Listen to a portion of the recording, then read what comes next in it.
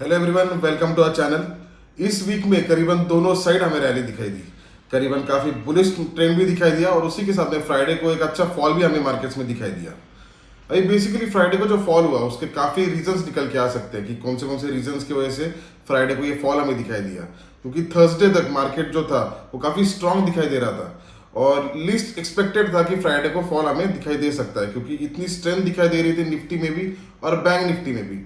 और ये जो स्ट्रेंथ जो आ रही थी वो इसके बावजूद आ रही थी कि अगर डाउ जोन्स भी अगर नीचे गिर रहा था या फिर यूएस मार्केट्स में भी अगर कुछ न्यूज़ आ रही थी जिसके वजह से यूएस मार्केट्स फॉल हो रहे थे, लेकिन फिर भी इंडियन मार्केट स्ट्रेंथ में थे। बेसिकली उसके पीछे जो स्ट्रॉन्ग जो रीजन हमें दिखाई दे रहा था वो ये था कि यूएस मार्केट्स के जीडीपी के नंबर निकल के आए थे और जीडीपी के नंबर कुछ हद तक वीक दिखाई दे रहे थे। लेकिन अभी इसमें अगर देखा जाए तो वीक जीडीपी के नंबर से पॉजिटिव खबर है मार्केट्स के लिए,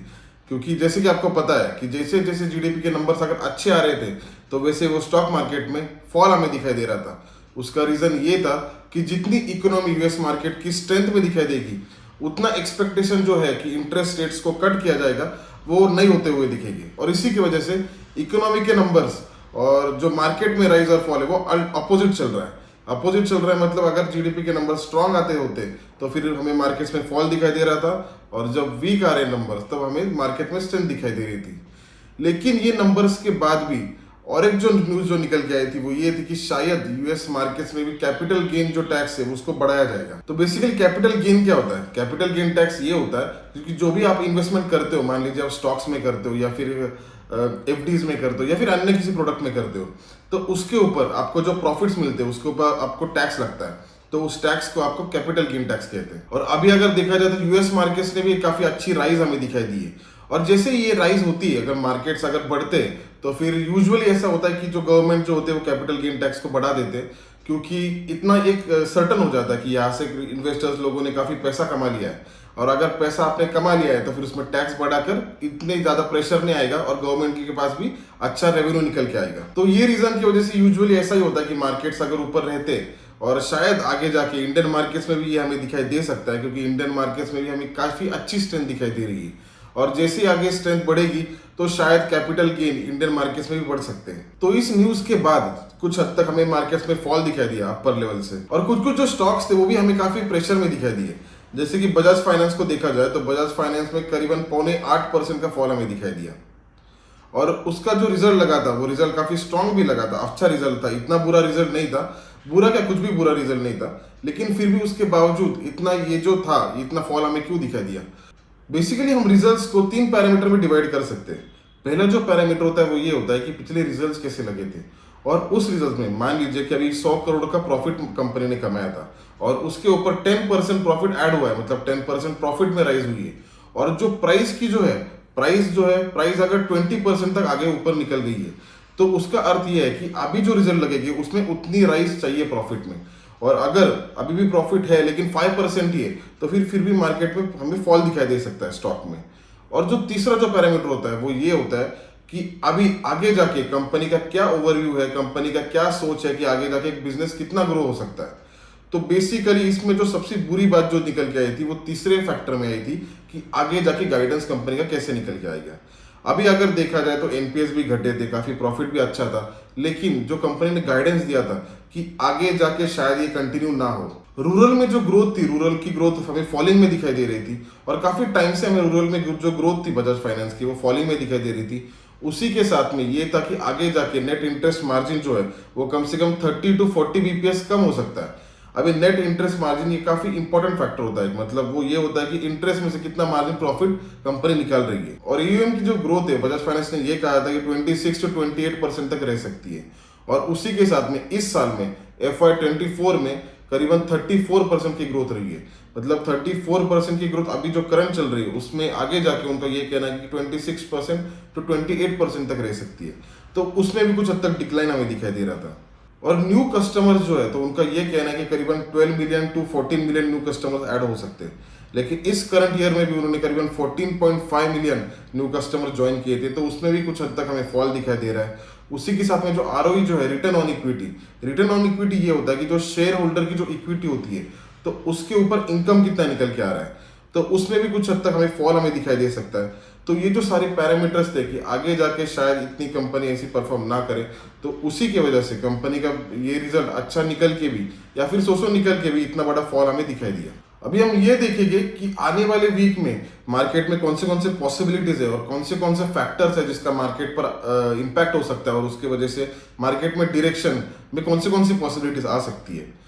वैसे जो भी मार्केट में अपडेट्स आते हैं तो वो मैं सारी हमारे जो फ्री टेलीग्राम चैनल है उसके लिंक इस डिस्क्रिप्शन में दी गई है, आप उसको ज्वाइन कर सकते हो, वो फ्री चैनल है और उसमें सारे अपडेट्स मैं डालते रहता हूँ। अभी निफ्टी में अगर देखा जाए तो निफ्टी ने करीबन 22,419 पर क्लोज किया है और निफ्टी में एक चीज़ अगर आप ऑब्जर्व करेंगे तो निफ्टी ने हमेशा एक हायर बॉटम बनाया और हायर बॉटम के साथ में एक हायर टॉप भी बनाया,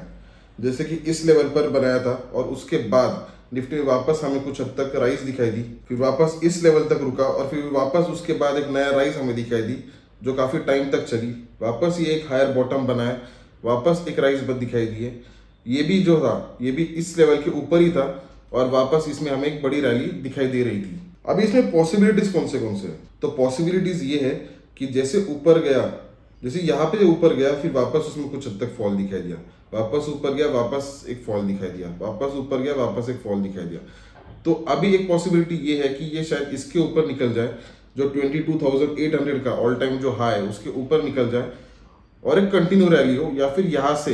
वापस एक कुछ हद तक डिप ले और डिप लेने के बाद फिर वो इस लेवल के ऊपर वो टॉप एक नया टॉप बनाए। तो दोनों सिचुएशन भी अगर होती है, हम मान के चलिए कि दोनों सिचुएशन आ सकती है, क्योंकि हम ये नहीं बता सकते कि एग्जैक्टली कौन सी न्यूज आएगी और क्या आएगी।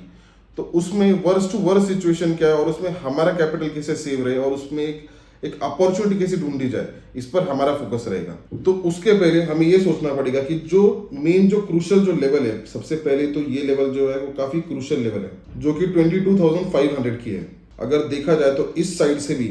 उसी लेवल से रेजिस्टेंस हमें दिखाई दिया था और इसको ब्रेक करते वक्त भी अगर देखा जाए 22,500 के